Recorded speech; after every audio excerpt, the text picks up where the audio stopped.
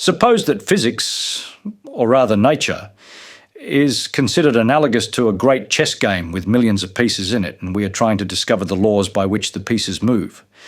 The great gods who play this chess play it very rapidly, and it is hard to watch and difficult to see.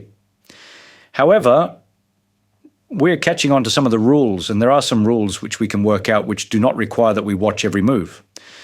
For instance, suppose there is one bishop only, a red bishop on the board, then since the bishop moves diagonally and therefore never changes the color of its square, if we look away for a moment while the gods play and then look back again, we can expect that there will be still a red bishop on the board, maybe in a different place, but on the same color square.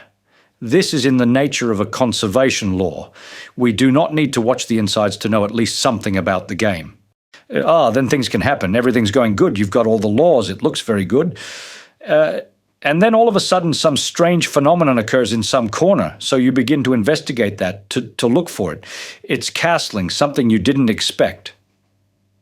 We're always, by the way, in a fundamental physics, always trying to investigate those things in which we don't understand the conclusions. We're not trying to all the time check our conclusions. After we've checked them enough, they're okay.